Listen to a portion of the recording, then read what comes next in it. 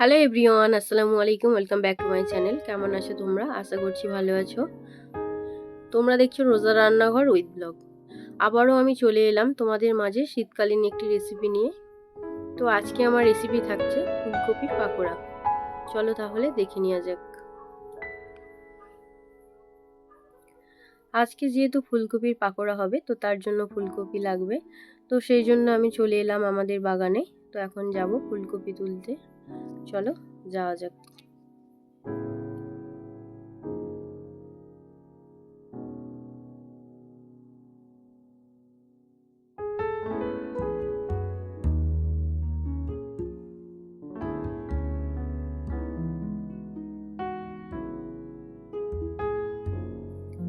চলে এলাম বাগানে ফুলকপি তুলতে। দেখতে পাচ্ছ কত সুন্দর ফুলকপি গাছগুলো হয়েছে। তো এখান থেকে আমি ফুলকপিগুলো কেটে নেব।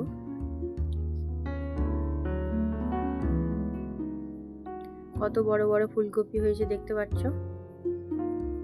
ফুলকপিগুলো দেখতে পাচ্ছ একদম ফ্রেশ। তো এখান থেকে বাবা ফুলকপিগুলো আমাকে কেটে দিচ্ছে। ফুলকপি কাটা হয়ে গিয়েছে, এবার আমি বাড়ি চলে যাব।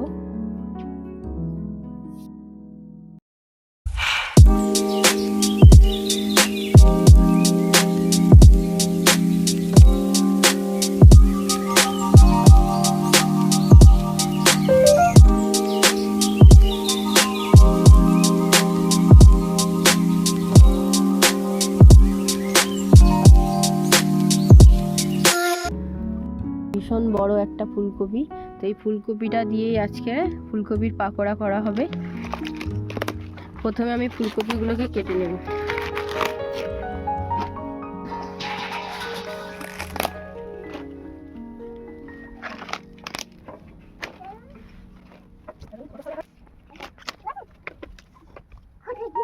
ফুলকপিগুলোকে প্রথমে আমি ছোট ছোট করে কেটে নেব।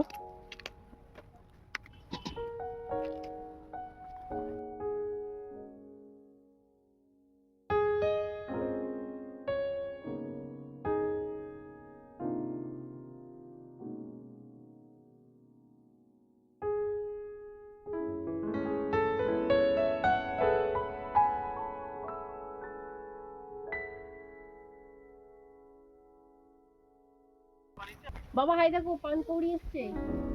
বাবা দেখবে আসো, পানকৌড়ি এসছে।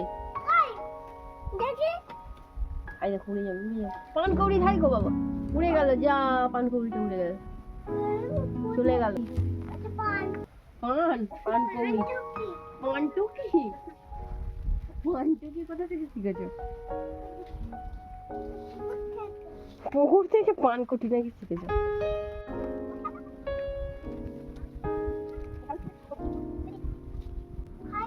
এদিকে আমি জলটা গরম করে নিয়েছি। জলেতে আমি দিয়ে দেবো নুন। ফুলকপিগুলো জলেতে আমি 15 মিনিট ভিজিয়ে রাখবো। ফুলকপি জলে ভিজিয়ে রাখলে নুন দিয়ে ফুলকপির কাঁচা গন্ধটা চলে যায়, তার জন্য আমি জলে ভিজিয়ে রাখলাম। ফুলকপিগুলো আমি সব ভালো করে ধুয়ে নিয়েছি।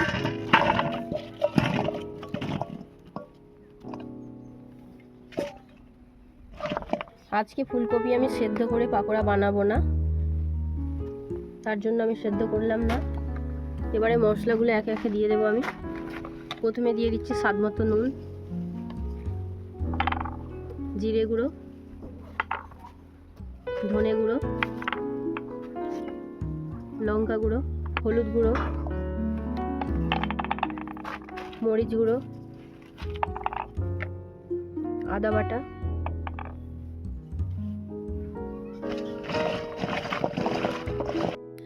মশলাগুলোকে আমি ফুলকপির সঙ্গে ভালো করে মিশিয়ে নেব।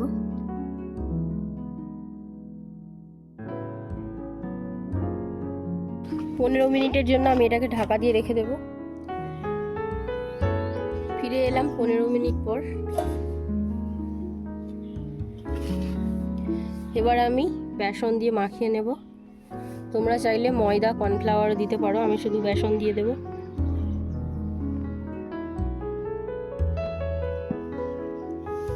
অল্প একটু বেকিং সোডা দিয়ে দেব।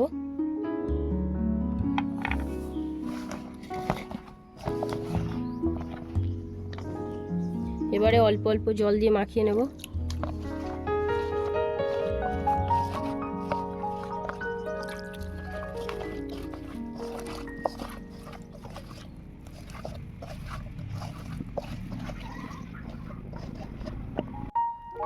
ফুলকপিতে আমি ভালো করে বেসনগুলো মাখিয়ে নিয়েছি, এবার আমি ভেজে নেব।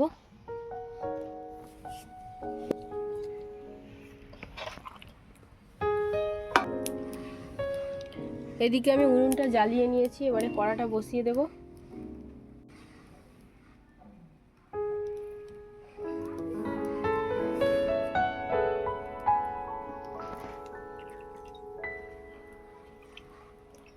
তেল গরম হয়ে গিয়েছে, এবার আমি ফুলকপির পাকোড়াগুলো ভেজে নেব।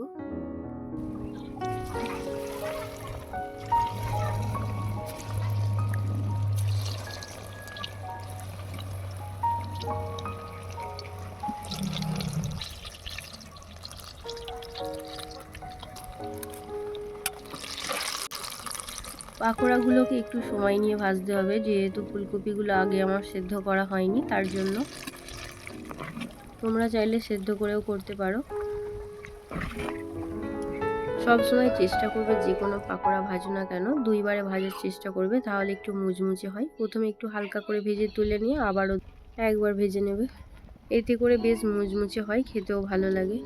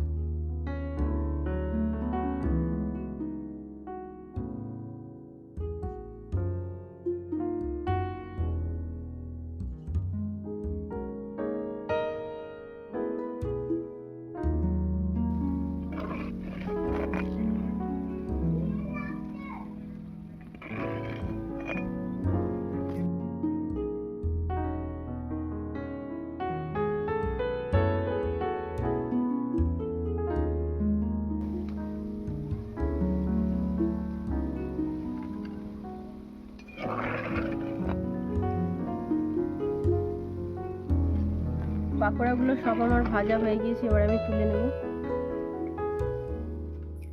আজকে আমার ফুলকপির পাকোড়া কেমন হয়েছে অবশ্যই কমেন্টে জানাবে। যদি আমার রেসিপি ভালো লেগে থাকে লাইক, কমেন্ট, শেয়ার, সাবস্ক্রাইব করে আমার পাশে থেকো। আর যারা ফেসবুক থেকে দেখছো আমার পেজটাকে ফলো করে দেবে।